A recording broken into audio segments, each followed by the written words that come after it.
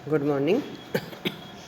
हम लोगों ने इनकम फ्रॉम हाउस प्रॉपर्टी के संबंध में कई प्रकार के टॉपिक पे डिस्कशन कर लिया है। कुछ प्रैक्टिकल क्वेश्चन भी हमने किए हैं। आज मैं आपके सामने एक साथ में 3 क्वेश्चन लेके आई हूँ और तीनों क्वेश्चन के अलग अलग सिचुएशन हैं और इसमें आपके सभी टॉपिक कवर हो रहे हैं, तो आप इसे अच्छे से समझिएगा। क्वेश्चन ये दिया हुआ है, find taxable income from all the 3 houses for the assessment year 2020-21 from the following information of Anil. और आपको पहला मकान दिया हुआ है, house first, second and third. इसमें आप जब कभी क्वेश्चन शुरू करें तो पूरा अच्छे से पढ़ के देख लीजिएगा।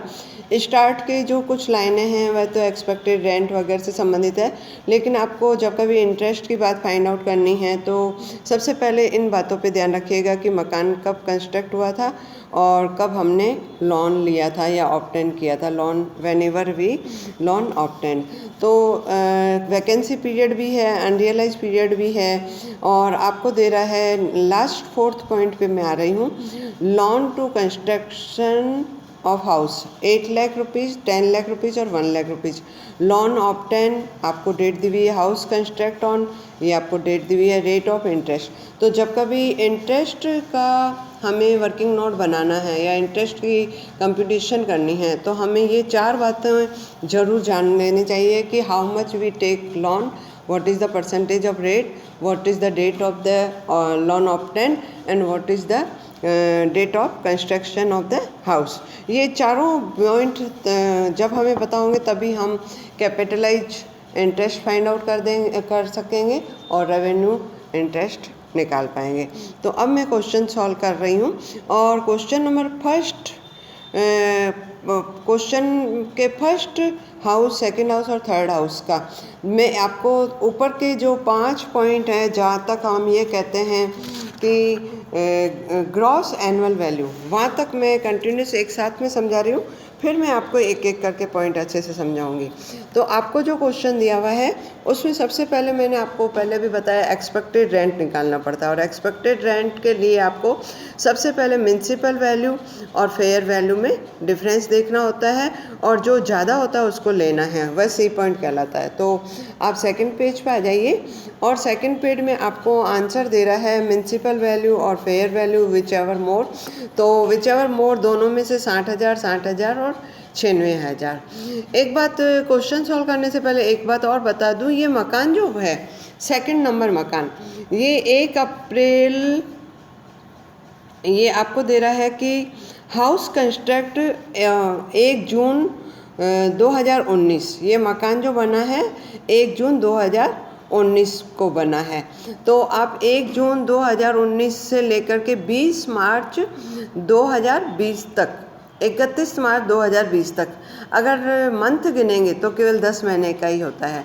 तो ऐसी स्थिति में चाहे स्टैंडर्ड रेंट है, चाहे फेयर रेंट है, चाहे म्युनिसिपल वैल्यू है या रेंट एनुअल वैल्यू है, वह सभी 10 महीनों के लिए जाएगी। तो सेकंड मकान में मैंने हेडिंग में भी डाला है फॉर 10 मंथ, 10 महीनों के लिए सारी कैलकुलेशन ली है। तो अब आप लोग वापस मैं आपके पास आ रही हूँ। आपने विच एवर मोर निकाल लिया 60,000, 60,000, 96,000। Now we compare that amount standard rent और स्टैंडर्ड रेंट और इन दोनों में कंपेयर करते हैं तो जो दोनों में से कम होता है उस वही आपका एक्सपेक्टेड रेंट कहलाता है। ये एक्सपेक्टेड रेंट मैंने 2 बार आपको पहले भी नोट्स में निकालना सिखाया, क्वेश्चन भी करवाए हैं। अब आपका एक्चुअल रेंट जब भी होता है तो एक्चुअल रेंट में से आपको हमेशा self occupied rent and unrealise rent दोनों घटा देने हैं। तो आप लोगों को अगर दिया हुआ है कुछ तो वह घटाना है। तो इस क्वेश्चन के अकॉर्डिंग आपको दे रहा है अनरियलाइज रेंट। अनरियलाइज रेंट जो है आपका वह है 2 महीने का, 3 महीने का और 6 महीने का। तो मैंने वर्किंग नोट में भी बताया आप लोगों को, वह आप पीछे चल के देखेंगी। अनरियलाइज रेंट 12,000, 22,500 और 54,000। इसी प्रकार से आप लोग निकालते रहिएगा और वर्किंग नोट भी देखिएगा। तो ये घटाने के पश्चात में आपके पास बच जाते हैं 60,000, 52,500 और 54,000। अब आपका एक्चुअल में जो रेंट रिसीव हुआ है या रिसीवेबल रेंट जिसे हम कहते हैं, वह आपका एक्सपेक्टेड रेंट और एक्चुअल रेंट जिसमें से अनरियलाइज रेंट घटाया हुआ हो, उन दोनों में कंपेयर करते हैं और जो ज़्यादा होता है उसी को लेते हैं। तो हम 48,000 और 60,000 दोनों में कंपेयर करें तो 60,000 ज़्यादा है, 50,000 और 52,500 में कंपेयर करें तो 52,500 ज़्यादा है। इसी प्रकार से 72,000 और 54,000 में कंपेयर करें तो 72,000 ज़्यादा है, तो इसी को लेंगे। इसके बाद में अगर हमारा मकान जो लेट आउट था वह वैकेंट भी रहा, हमारा मकान खाली भी रहा, तो उसे भी घटा दिया जाता है। तो वैकेंट मकान के जो पॉइंट दिए हुए हैं आपको, वह दे रहा है 3 मंथ, 2 मंथ एंड 1 मंथ। तो इसका भी वर्किंग नोट मैंने बनाया है और उसके अकॉर्डिंग आपके 18,000 रुपये, 15,000 और 9,000 रुपये निकलते हैं। और इस चीज़ को वैकेंसी पीरियड कहते हैं और अमाउंट घटा देंगे तो आपकी ग्रॉस एनुअल वैल्यू निकल आएगी। ग्रॉस एनुअल वैल्यू 42,000, 37,500 और 63,000। इसमें से यदि मकान मालिक ने स्वयं ने म्युनिसिपल टैक्स चुकाया है तो वह घटाया जाएगा। तो आपके क्वेश्चन के अकॉर्डिंग दिया हुआ है कि म्युनिसिपल टैक्स फुल ईयर का 10%, 10% और 3.75। तो आप लोग पहले पॉइंट में फिर आपको उसके जस्ट नीचे दिया हुआ है अनपेड और अनपेड बाय हाउस ऑनर। पहले मकान के संबंध में कह रहा है अनपेड, अगर नहीं चुका है तो हम नहीं घटाएंगे। और दूसरे मकान में 10% घटाया जाएगा और तीसरे मकान में भी आपके 3.75% घटाया गया है, जो 66,000 और 3,600 रुपये बनाते हैं। और जब कभी ग्रॉस एनुअल वैल्यू में से म्युनिसिपल टैक्स घटा दिया जाता है तो उसको हम कहते हैं नेट एनुअल वैल्यू। और नेट एनुअल वैल्यू के बाद में हमें स्टैट्यूटरी डिडक्शन मिलते हैं 2 तरह के, जिसको पहला स्टैंडर्ड डिडक्शन, वो नेट एनुअल वैल्यू का 30% के बराबर मिलता है।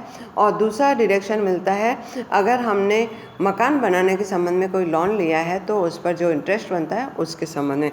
तो आपके सामने सॉल्यूशन में भी दिया हुआ है कि नेट एनुअल वैल्यू 42,000, 30,900 और 59,400। इसमें से हम 30% डिडक्शन घटा रहे हैं तो 12,600, 9,270 और 17,800। यहाँ तक तो हम क्वेश्चन बड़े इजी वे में कर सकते हैं, लेकिन आपको इंटरेस्ट के लिए मैं फिर पीछे वाले पेज पर ले जा रही हूँ कि 89,600 या 1,20,000 या 10,000 रुपये कैसे निकले। तो मैंने आप लोगों के next 3rd and 4th page पर इंटरेस्ट से संबंधित वर्किंग नोट बनाया है। पहला 3rd पेज पर आपको दिया हुआ है first for interest for first house. Loan obtain लिया है हमने 1 अप्रैल 2015 को और मकान बनके तैयार हुआ है 1 अप्रैल 2017। अब ये 1 अप्रैल 2015 से 17 तक जो हम मंथ गिनेंगे या पीरियड गिनेंगे तो वह 2 वर्ष होते हैं और 2 वर्ष बन हो जाते हैं। तो 2 वर्ष का जो इंटरेस्ट होगा वह कैपिटलाइज इंटरेस्ट कहलाएगा और कैपिटलाइज इंटरेस्ट 5 बराबर विभागों में विभाजित किया जाता है और हम उसका डिडक्शन लेते हैं। तो 8 लाख का 2 वर्ष के हिसाब से आपके 1,28,000 बनते हैं और 1,28,000 का 5 वर्ष तक तो 25,600। अब आप थोड़ा ध्यान भी रखिएगा कि जब मकान बना उसके अगले 5 वर्ष तक ही आपको ये 5 समान किस्तें डिडक्टेबल मानी जाती हैं। तो हमारा तो मकान बना है 2017 में, 17 के बाद में हमारा 20-21 में असेसमेंट हुआ है, तो हमारा 5 वर्ष पूरे नहीं होते तो प्रत्येक वर्ष 25,600 रुपये आपको कैपिटलाइज इंटरेस्ट डिडक्ट होगा आपकी नेट एनुअल वैल्यू में से। अब रेवेन्यू इंटरेस्ट जो है वह प्रत्येक वर्ष का पूरा दिया जाता है, तो 8 लाख पर 8% 64,000, तो टोटल डिडक्शन ऑफ इंटरेस्ट बना 89,600 जो आपके सॉल्यूशन में दिया है।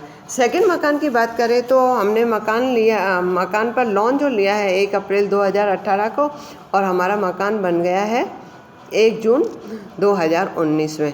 तो 1 अप्रैल 2018 से 31 मार्च 2019 तक की लेना है, तो 1 साल की अवधि हो जाती है। 1 साल की अवधि में हमारा इंटरेस्ट बनता है 1 लाख रुपए और 5 किस्तों के हिसाब से 20,000 रुपये और रेवेन्यू इंटरेस्ट बन जाएगा 1 लाख रुपये। तो 1,20,000 इंटरेस्ट की टोटल डिडक्शन दिया जाएगा। तीसरा मकान देखिए आप, तीसरे मकान में आपको ये दे रहा है लोन ऑप्टेन किया है 1 अप्रैल 2016 को और मकान बन के तैयार हो गया 1 जनवरी 17 में, तो 9 महीने 9 महीने में ही हमारा मकान बनकर तैयार हो गया। तो हमारा कोई भी कैपिटलाइज, क्योंकि 1 साल से पहले ही हमारा बन गया है, तो कैपिटलाइज इंटरेस्ट नहीं बनेगा, लेकिन रेवेन्यू इंटरेस्ट जो बनेगा 2019 और 20 के लिए 1 लाख पर 10,000 रुपये। तो इस प्रकार से आप वर्किंग नोट पे भी ध्यान दीजिएगा। और इससे पहले मैंने इंटरेस्ट का टॉपिक अच्छे से समझा के प्रैक्टिकल भी करवाया, उस पर भी ध्यान दीजिएगा। और इस प्रकार से आपको क्वेश्चन सॉल्व करने हैं। और नेक्स्ट टॉपिक हम कल लेके आएंगे। Thank you.